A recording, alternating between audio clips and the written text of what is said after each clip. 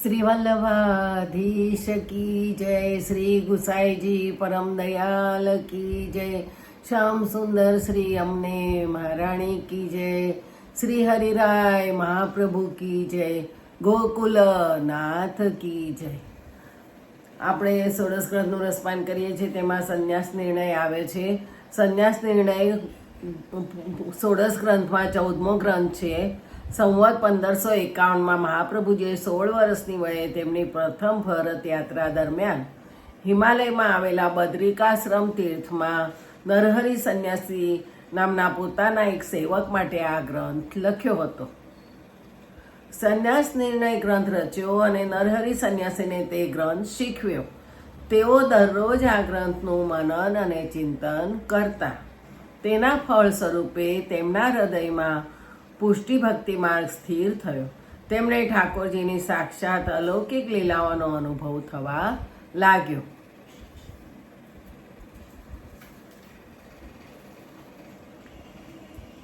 સંન્યાસ નિર્ણય ગ્રંથ બદ્રિકાશ્રમ મુકામે શ્રી મહાપ્રભુજીએ રચના કરી નરહરિ સંન્યાસી માટે કરી અને આ ગ્રંથમાં કુલ 22 શ્લોક છે. 22 શ્લોકમાં શ્રી મહાપ્રભુજીએ ભક્તિ માર્ગે સંન્યાસનું સ્વરૂપ સમજાવ્યું છે. મહાપ્રભુજીએ અગાઉ ભક્તિવર્ધિની ગ્રંથમાં ભક્તિના બીજ ભાવને દ્રઢ કરવા માટે શ્રવણ કીર્તનની સાથે ત્યાગનું સાધન બતાવ્યું છે. ત્યારબાદ તેમાં ભક્તિની વૃદ્ધિના 2 માર્ગ બતાવ્યા છે. અવ્યાવૃત્ત થઈને સેવા તથા કથા શ્રવણ કરવા. અવ્યાવૃત્ત ન થઈ શકે તેમણે કેવળ કથા શ્રવણ કરવું. આ બંને માર્ગથી લૌકિક તરફની વૈષ્ણવની રુચિ નાશ પામે છે. લૌકિક રુચિ નાશ પામતા ભગવાનમાં પ્રેમ, પછી આસક્તિ અને અંતે વ્યસન દશા સ્થિર થાય છે. ભગવાનમાં પ્રેમ તથા લૌકિક વસ્તુઓ અને વિચારોમાં રહેલો પ્રેમ નાશ પામે છે. ભગવાનમાં આસક્તિ થતાં જે ઘર અને કુટુંબ તથા ધન સેવામાં ઉપયોગી બની શકતા નથી તેમના માટે અરુચિ જાગે છે. તેઓ ભક્તિમાં બાધક બની ભક્તિનો નાશ કરનારા થઈ શકે છે. આવા સ્થિતિમાં ભક્તિની દ્રઢતા માટે મહાપ્રભુજીને ઘરનો ત્યાગ કરવાની આજ્ઞા ભક્તિવર્ધિની ગ્રંથમાં કરી હતી. પરંતુ ભક્તિવર્ધિની ગ્રંથમાં ભક્તિના બીજ ભાવની દ્રઢતા માટે લૌકિક ત્યાગ કરવાની આજ્ઞા થઈ હતી. તેમજ ભક્તિની દ્રઢતા માટે ગૃહ ત્યાગની આજ્ઞા પણ થઈ છે. આ બંને પ્રકારના ત્યાગ વૈષ્ણવે કઈ અવસ્થામાં, કેવી રીતે અને કયા હેતુથી કરવા તેનું સ્પષ્ટતા કરી છે. સામાન્ય રીતે માણસ તેની પરિસ્થિતિને વશ થઈ વસ્તુ કે વ્યક્તિનો ત્યાગ કરતો હોય છે. પરિસ્થિતિ બદલતા માણસ ત્યાગ કરેલી વસ્તુનો ફરીથી સ્વીકાર કરતો જોવા મળે છે. પરંતુ ક્યારેક માણસને સત્યનું જ્ઞાન થાય છે. શાસ્ત્રોનો સ્વાધ્યાય થવાથી માણસ પોતાના આત્મા અને શરીરને ભિન્નતાને સમજે છે. વૈરાગ્ય જાણતા માણસ ગૃહસ્થાશ્રમ છોડીને સંન્યાસ સ્વીકારે છે. વેદ માર્ગ પ્રમાણે સમાજમાં 4 આશ્રમોની વ્યવસ્થા બતાવવામાં આવી છે. તે મુજબ ચોથો આશ્રમ સંન્યાસ આશ્રમ છે. સંન્યાસી થઈ આ જગત સાથેના સર્વ સંબંધો તોડી પરમાત્મા સાથેના સંબંધને સુદૃઢ કરે છે. પોતાનાથી થયેલા અનંત પાપોનું પ્રાયશ્ચિત કરે છે. સંન્યાસ માટેનો આવો સિદ્ધાંત હોવા છતાં માણસ હંમેશા સાચો વૈરાગ્ય જાગ્યા પછી સંન્યાસ લેતો પણ નથી. ઘણીવાર જગતની વિષમ પરિસ્થિતિ થાકેલો, દુઃખી થયેલો માણસ મનમાં વૈરાગ્ય જાગ્યા વિના જ ભગવા કપડાં પહેરી લે સંન્યાસી પણ બની જાય છે. આવી રીતે મહાપ્રભુજીએ ત્યાગનો ઉપદેશ ન કરતા આપણને એવો સિદ્ધાંત સમજાવ્યો કે કોઈ પણ વસ્તુનો વૃથા ત્યાગ કરવાને બદલે તે વસ્તુ ઠાકોરજીને સમર્પિત કરી દેવી. તેથી તે વસ્તુનું આપણું પતન કરનારી બનતી નથી. તેના પાપ અને દોષ આપણને લાગતા નથી. જ્યારે આપણે કોઈ વસ્તુ ઠાકોરજીને સમર્પિત ન કરી શકીએ ત્યારે ભગવત પ્રેમમાં તન્મય બનીને તે વસ્તુનો સમજપૂર્વક ત્યાગ કરવો. તેનાથી મન લૌકિકમાં વૈરાગ્યવાળું બનશે. મહાપ્રભુજી સંન્યાસ લેવો કે નહીં તેનો નિર્ણય કેવળ વૈરાગ્યના સંદર્ભમાં કરતા નથી. જ્ઞાન કે ભક્તિમાંથી કોઈ એકની સાથે જ્યારે વૈરાગ્ય પ્રકટ થાય છે ત્યારે સંન્યાસ અથવા ત્યાગનો વિચાર કરવામાં આવે છે. કર્મ, જ્ઞાન અને ભક્તિના 3 મુખ્ય ભેદ અને તેના ઉપભેદો રહેલા છે. સૌને ધ્યાનમાં રાખીને સંન્યાસનો વિચાર કરી શકાય. પરંતુ મહાપ્રભુજીએ આ ગ્રંથમાં સંન્યાસ નિર્ણય આ 8 પ્રકારને ધ્યાનમાં રાખીને તેના એક કોષ્ટક પ્રમાણે બતાવ્યું છે.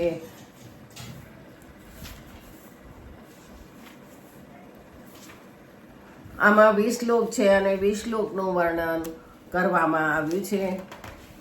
પહેલા શ્લોકમાં મહાપ્રભુજી આજ્ઞા કરે છે કે આજ સુધી ભક્તિ માર્ગે સંન્યાસ સિવાયના સર્વ વિષયોનો વિચાર થયો છે, પરંતુ ત્યાગનો વિચાર થયો નથી.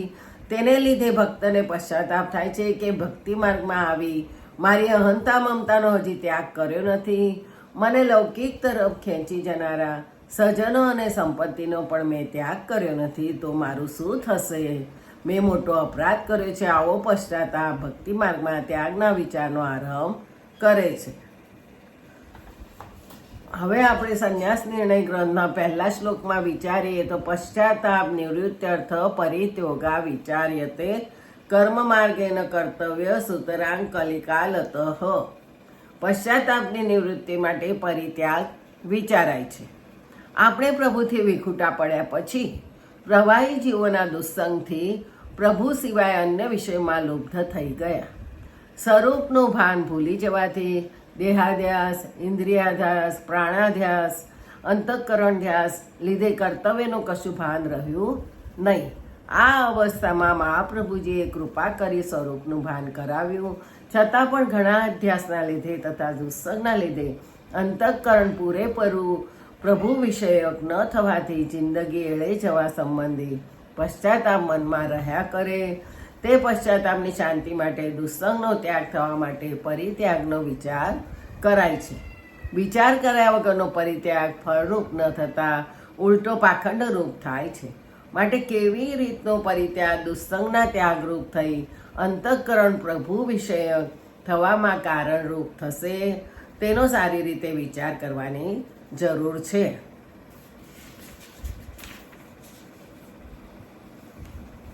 એ પરિત્યાગ ભક્તિ અને જ્ઞાન એ 2 માર્ગમાં વિશેષથી કહેલ છે.